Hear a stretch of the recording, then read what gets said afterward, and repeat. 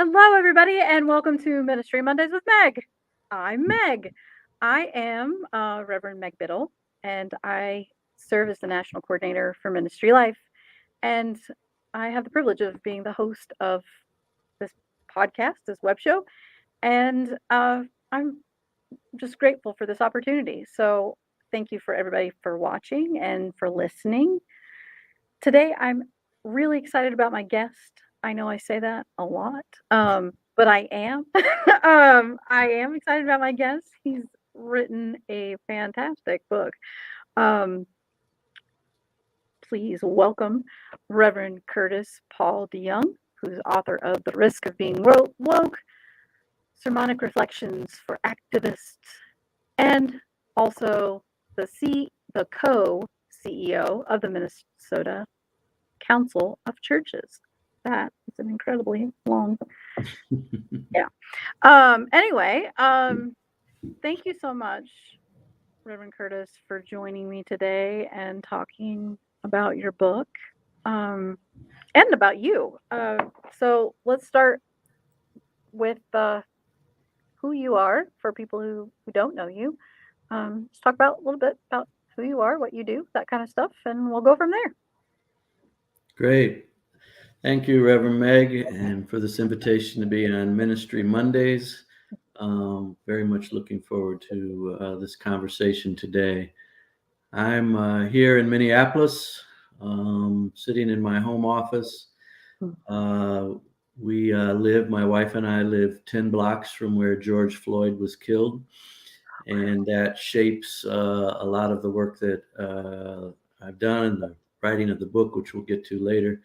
But I'm presently the co-CEO of the Minnesota Council of Churches, became at the beginning of this year, and share that with the presiding elder of the AME church here. And she and I are together leading the Council of Churches in this season. I've been in this role 6 years. Prior to that, I was in Chicago for a while at the Community Renewal Society, a historic racial justice organization there in Chicago. Before that, I was a professor at Bethel University of Reconciliation Studies. And before that, did some nonprofit work and was a pastor of a local church here in Minneapolis. I grew up in Michigan. Meg and I were schooled together at the same location in Anderson, Indiana, Anderson University. And I went to seminary at Howard University School of Divinity in Washington, D.C., and have done ministry both in New York City and in Washington, D.C. in the early part of my career. Married for almost 40 years, 3 children, adult children, and glad to be here with you today. That's quite the resume. I mean, really, what a life. That's amazing. So how did you get involved in race reconciliation, all these different avenues of ministry? How did that happen? Sure. Well, the denomination that I grew up in, the Church of God, which is based in Indiana, has within its sort of holiness tradition a commitment to racial reconciliation, what they would call it unity. Racial unity would be the language that was used historically.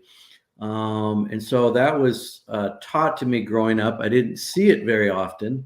Often our theology doesn't match up with our actual practice, especially for a denomination that's been around for a while. But that was there in the DNA, I think, from the beginning.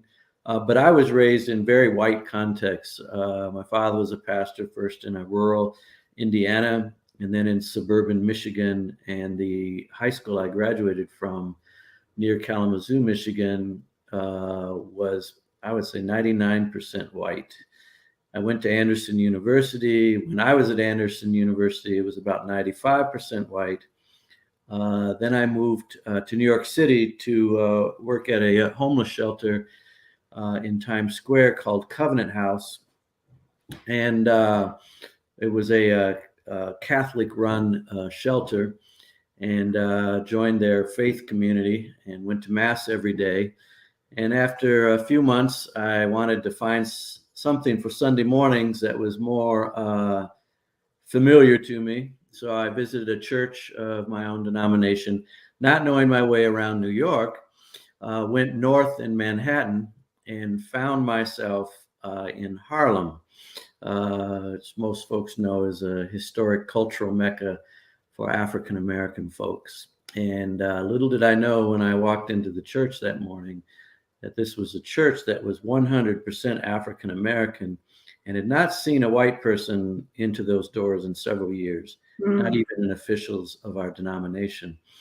And I was welcomed in by the usher and escorted up to the front of the church to sit. And then it began to dawn on me where I had arrived.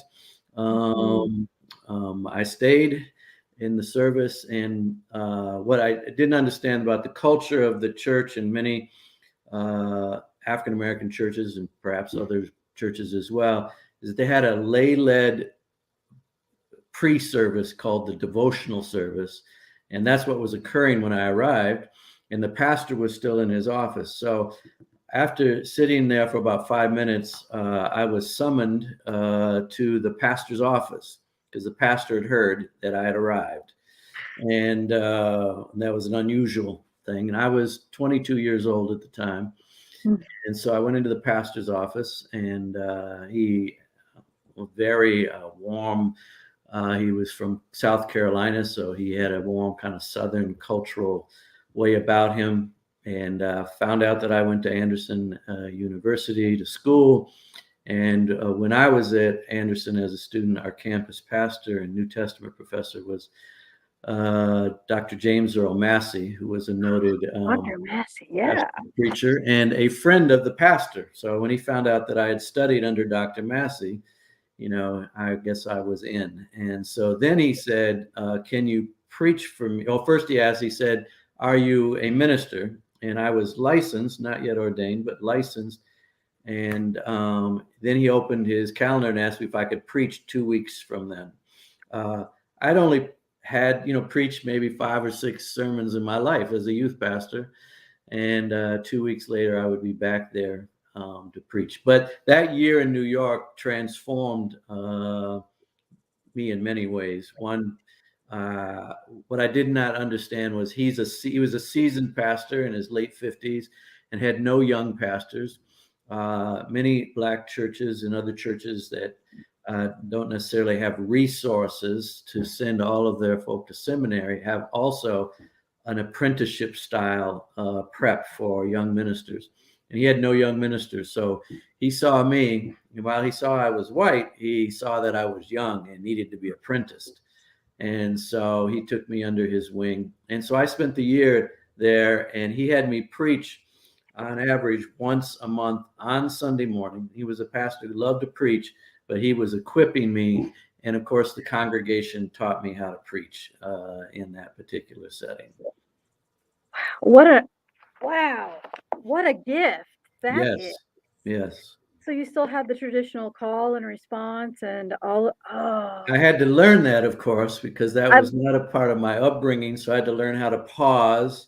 I had to learn how to be extemporaneous, but it was an amazing kind of gift at such a young age. And then just to learn the ways of the Black community in New York, and of course, much of the congregation was from the South, so it was kind of a wonderful education in life in Black church in New York. Yeah, I mean, I grew up very similar to your whole, the middle of a cornfield in Indiana, Right. the very white American Baptist Church, and yeah, that really limits your worldview. And yes, we talked to justice was part of our, Right. but you didn't see it.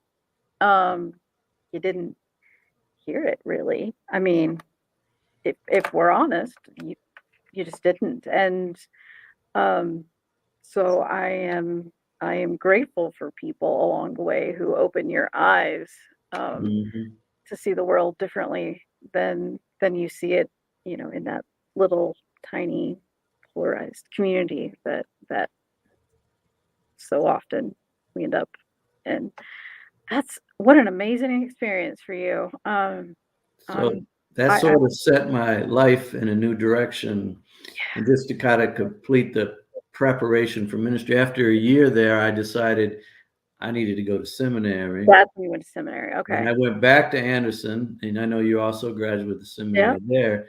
This was the early 1980s, and Dr. Massey was the only Black professor at the Mm, seminary. So I, of course, took all his classes, but realized that they were not going to prepare me for the kind of urban multicultural context I was feeling called toward. So I it applied and was accepted at Union Theological Seminary in New York City, but stopped by Washington, D.C. for the summer at another Black church in our denomination, pastored by a gentleman by the name of Samuel Hines, who was Jamaican. And the congregation is about 50% Jamaican, 50% African American. And I always have to be honest in these conversations. I always, you want to have some sort of great story where the heavens opened and God mhm. spoke. But I met a young woman in the congregation who got a hold of my heart and is now my wife. And I said, there must be a seminary in Washington, D.C. I can go to see if this relationship is going to go anywhere. And this was a Black church in Washington, D.C. So they took me over to the Black seminary, the HBCU seminary, Howard University in Washington, D.C. And a couple of the pastors were graduates there, introduced me to the dean. And the dean had previously been a dean at Union Theological Seminary, of all Okay. things. So he welcomed me in. And so my theological education was in a historic Black context of Howard University.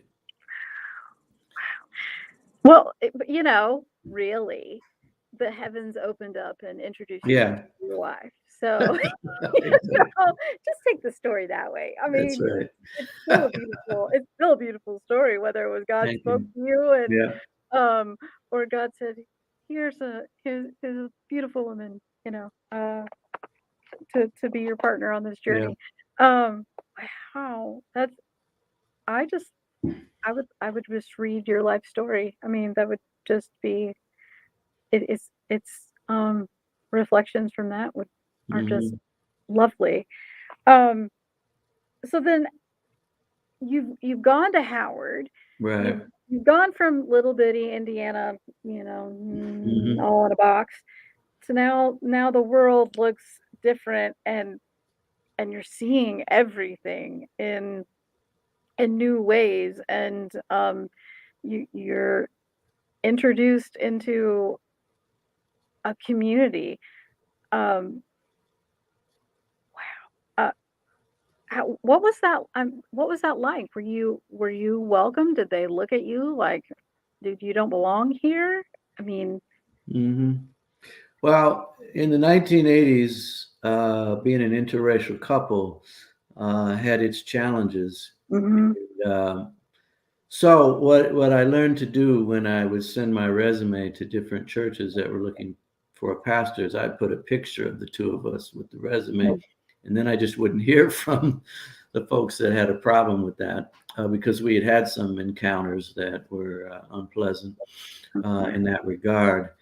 Unexpectedly, there was a church here in Minneapolis, Minnesota, that was interested, and they were in a neighborhood that was becoming multiracial, and they actually saw our marriage as an advantage.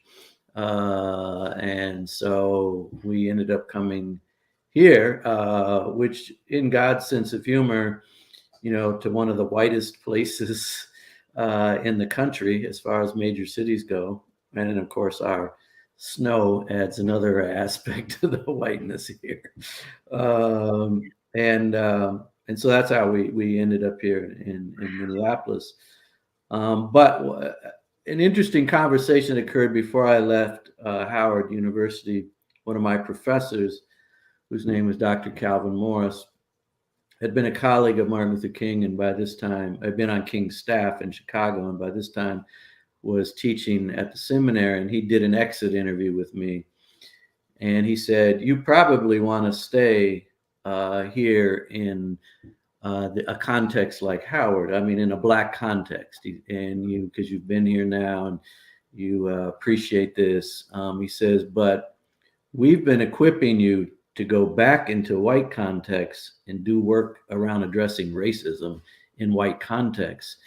And he says, "You need to stay connected to the Black church, of course, for community and for sustenance, etc. But we need you to go back into white community." So the move to Minneapolis, when I reflected on it later, made sense given sort of his, I guess, prophetic remarks over my life. And that has been fairly consistent through the work. And then, of course, in these last few years with the killing of George Floyd, never would I have dreamed that that would have occurred here in Minneapolis. So was it the murder of George Floyd? Was it the life experience? Is it just all of it that brought you to this place where you're like, I have to write this book? How did that happen? Yeah, I mean, so obviously my journey has been one around racial justice and owning the various aspects of whiteness and calling out the complicity of the church and all of this, and doing that here in this context as well as in relationship with others in other parts of the country. But the certainly in the last some years, with videotaping of racist policing that we see in so many parts of our country, this has become much more of a central issue.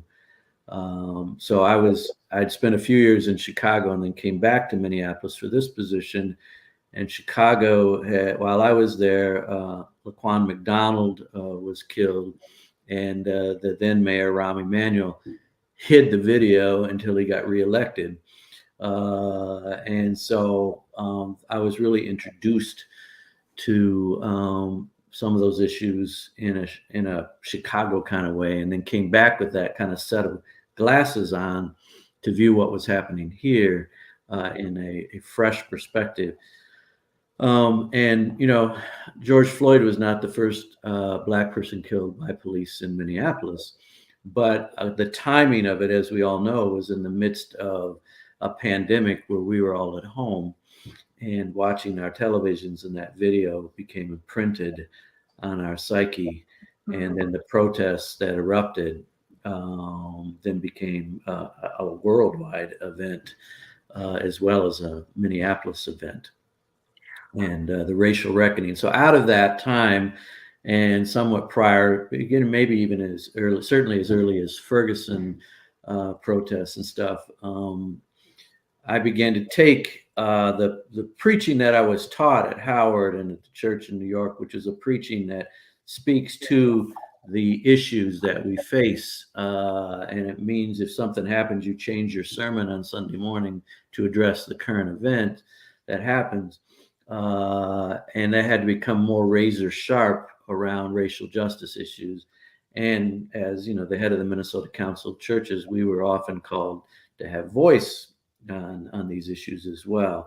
So the sermons, which have been turned into reflections in this book, come out of that season of the last, I'd say 10 years, kind of post-academic life, being back in the streets, in pulpits, having to preach about these issues, and knowing that others have the same challenges, have to go into the pulpit and know how to preach. So, and I imagine living where you live and being a husband and a father, there's the fear for your own family and their safety. Of course, yeah. I have children that are, considered Black in the society, biracial children. Two of them are sons. So certainly feel that firsthand. And my wife is a Black woman navigating these spaces. And right in the first days after the death of George Floyd, as there was a lot of protest and unrest, we had a number of white supremacists arrive in town from different parts of the state of Minnesota or from the country. And one day we were in the front yard, and what they would do is they would drive these cars that they'd taken the license plates off of. And one came by and stopped and saw my wife and started writing notes in his notebook. And we were like, wow, what's going to happen because of this? And we knew that people were being attacked and that houses were being lit up. And so, yeah, it became very real in that moment, as well as, the daily kind of realities. So certainly, as a white person, I have privilege and I am to some degree protected from that kind of direct racism. But as like anyone who's in relationship with folks of color and is really listening to their stories and observing what's going on, and you have kind of a window in to the effects of racism. Um, I don't want to give all of the book away because I actually want people to buy it and read it. Mhm. And you can do that, folks, at judsonpress.com. That's judsonpress.com. I will put a link to Judson's website in the show notes. But there there's just so much that is in here, and of course you have all the wonderful names of everyone from Fred Craddock, because how can you not love Fred Craddock? Mhm. But I is did you write this book with um, preachers in mind? Who did who were who was your who did you write this book for? Um, these were sermons that, or parts of sermons that I adapted into reflections to try to, but retain the sermonic feel Yeah. to them because I think that's important. So Kurt, certainly preachers, but also folks who are activists, folks who are out in the streets, raising our consciousness around these issues, lay leaders, teachers. I think just folks who are trying to see how their faith and their commitment to justice intersects are people who can read this book and benefit from it. Um, I also wanted to showcase, if I can use that term, Sure. the way I learned biblical scholarship at Howard University. Sure. Absolutely. So my professors brought a Black perspective to scripture and to thinking.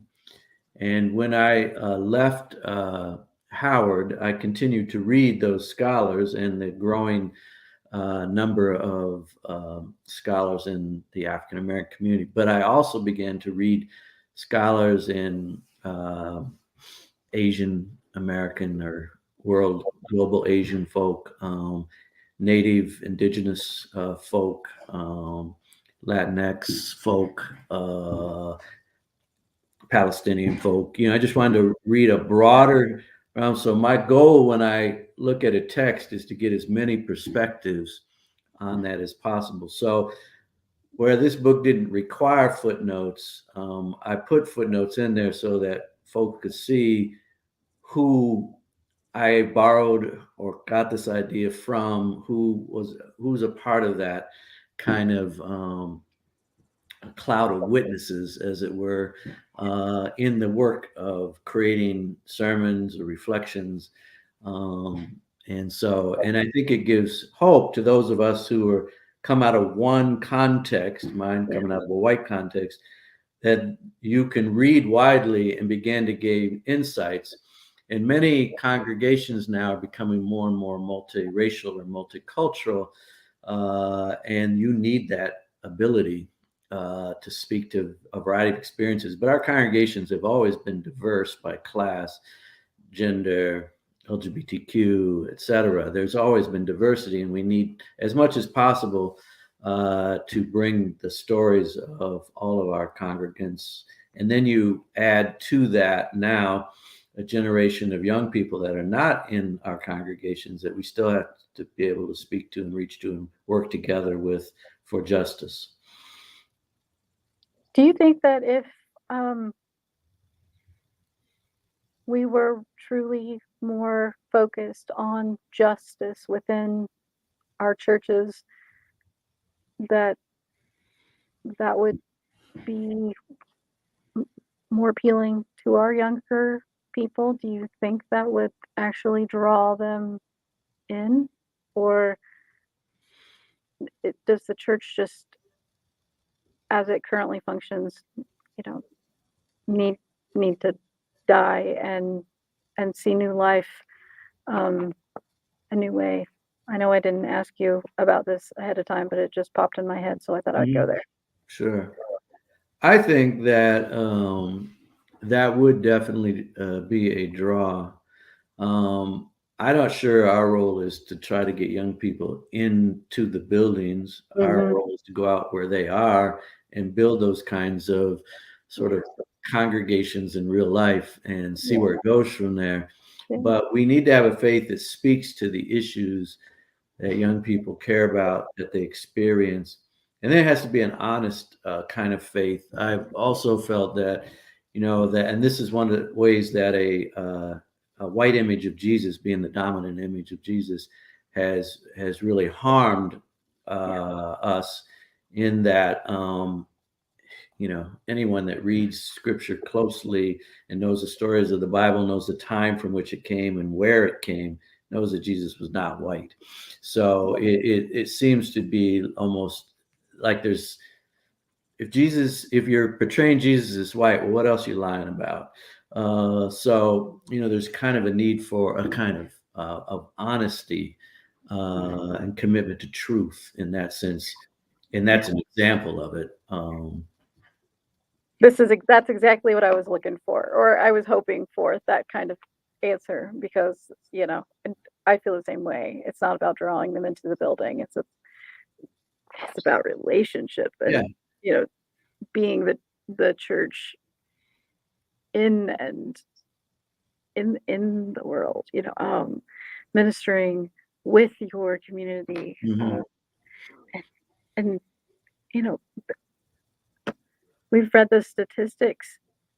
Young people are dying, older people too, but young people are dying to be included, to be heard, to be valued, and on top of all of our racial inequalities and everything else going on. But it is just, you want to make a difference so badly, and I think it's just sometimes incredibly difficult to even figure out how to start. So I am so grateful for you and the journey that God has taken you on, and for you sharing that with people, because it's so important. It's so important. The risk of being woke. One of the many things I underlined in there is in the beginning, where you say we are at risk when we are awake, when we are woke, when we work for racial and social justice, and when we align ourselves with Jesus.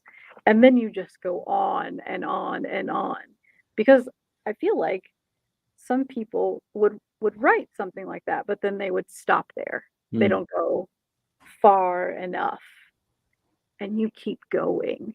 And I am grateful, and I would love for people to read this and see what they think about the Lazarus. Start with the Lazarus, and if you are a preacher, of a Bible scholar, are you going to preach it the same way the next time after you read the book? Because Mhm. I don't I don't think you can, or at least I don't think you should. Um, at least that's how I felt um, Mhm. about the book. What did you learn? Was there a big lesson aha moment in writing the book? I'm sure there were a few. Certainly the Lazarus story, which Mm, is kind of the anchor start where the title comes from. When I had read that so many times, that story, and missed the fact that when Lazarus was raised from the dead, woken up, as Jesus said, he's asleep. I got to go wake him up. That he also had a death threat on his life. I had missed that somehow, but it made me think then about those of us who feel a calling to do the work of justice from a faith Jesus inspired perspective, also experience threats, whether they be physical or psychological or spiritual, and we feel the stress of being woke.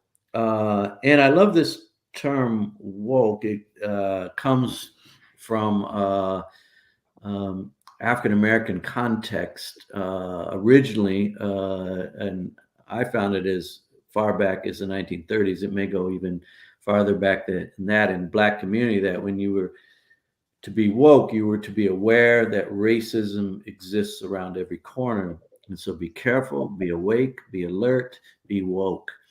Um, and as I was writing the book, that language came to me. I think it's always caution for those of us who are white not to appropriate language or things from other cultural contexts. But it just fits so nicely with the Lazarus story because Jesus used the language of being asleep, woke, uses it in some of the other places where he raises someone from the dead as well. Um, but then, of course, popular culture took this on, and little did I know when this book was published that wokeness, wokeology, all these different variations on woke would become the language of politicians to try to quiet or insult or whatever folks who are working on justice issues. And so it's become even more important in this season where this kind of language is being used. The uh, anti-racism author Ibrahim X. Kendi mhm. has said that woke is now the new N word to use against and discredit justice folk. And so call them woke. In previous generations, you would have used the N word. I think that's really powerful and startling, and why we need to claim this and step into it. Yeah, I mean, my first reaction when I read the title was kind of a really? I mean, yeah, Yeah. but then you go, well, I know Cheryl Price, the Hmm. author, our editor of Judson Press, and I trust. And then you read the book, and then you're like, oh, Hmm. okay, I get it now. But Right. you do when you have that sort of visceral reaction to it, like, oh, do I really want to read this book? But you do. Yeah. You do, folks, listeners, viewers, read the book. Read the book. Um, we could go on and on about this forever. And you know, who knows? There might be part two down the road. Okay. Uh, do, do you see yourself writing more? Is is this the first for you? Now, I've written several books, Okay. and I start my first book came out in 1995, and it was on Judson Press, called "Coming Together: The Bible's Message in an Age of Diversity," and it took that learning that I mentioned earlier at Howard, around the African presence in the Bible and the Black perspective on the Bible. And it took that and added the various other kind of cultural, racial perspectives on the Bible. And then I've done some work on reconciliation perspectives and social justice activism. And this is my first couple books I wrote as a solo author. And then I wrote a number of books in collaboration, because I think when you address issues of diversity, equity, racial justice, it's the kind of multiracial writing team or various perspectives, multi-gendered teams just bring quite a perspective. So this is the first solo author book I've written in some time. And obviously the sermon comes from the preacher, so there's a certain personal aspect to it.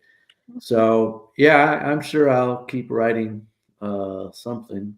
I look forward to it. I really do. I do have to write a whole lot of new sermons now because they're published, so I have to preach some fresh material. Right, Good for lots of preachers, more stuff. which local pastors have to do all the time. But those of us that don't sit in a local church don't have that same pressure. But I look forward to that as well. Okay. So as we sort of wrap this up, the joy question. Sure. So everything that you do, think about all that you do in your life and what brings you joy. Yeah, it's nice you give us advance notice on this Yes. question so we can reflect a bit on it. That is the one I do warn people about because it's an important question. Yeah. So I think related to the work, it's when you actually get a glimpse of the reality of reconciliation, that it is possible, that we can live beyond these ways that society defines us and separates us. It's often work to do that, but it's good work. But when you have those moments where you just kind of feel, Howard Thurman used to write about how we usually don't experience our lives other than as Black people or white people. But there are that moments where we experience ourselves as humans, where we kind of, without losing our whiteness and Blackness, obviously we step into this kind of piece. So that's a time that brings joy, when those moments, obviously my family is a key source of my joy. And I know others have said this as well on your podcast, but I'm a beach person. And so the place of peace for me is at the beach. Oceans. I live in Minnesota. We got 10,000 lakes, but none of them are an ocean. So I do walk the lakes here as much as I can, but whenever I can get to an ocean. And so my favorite beaches and oceans are in Cape Town, South Africa, in Guadeloupe, and then I like the beaches along the Gulf, particularly the Gulf Shores in Alabama, which is where I wrote the proposal for this book. So okay. Well, what a joy it has been to chat with you, to read your book. Again, everyone, The Risk of Being Woke, for our listeners. I'm holding up a copy of Reverend Curtiss Paul DeYoung's book, with the foreword by Mama Iva. Yep. Iva Carruthers. And it's available at judsonpress.com. I'll put the link in the notes. And I'm just so grateful for you to take the time to chat with me, share a little bit about your life and your story, and look forward to seeing what comes next. Thank you for the invitation. It's been a joy to hang out with you today. Yeah, it's been my pleasure. And for all those listening and watching, we thank you for being a part of this, and catch us next time, next Monday. We're on Facebook, Spotify, all those fun places, YouTube. Just Google Ministry Mondays with Meg, you'll find us. But we thank you for your support. Thanks for listening.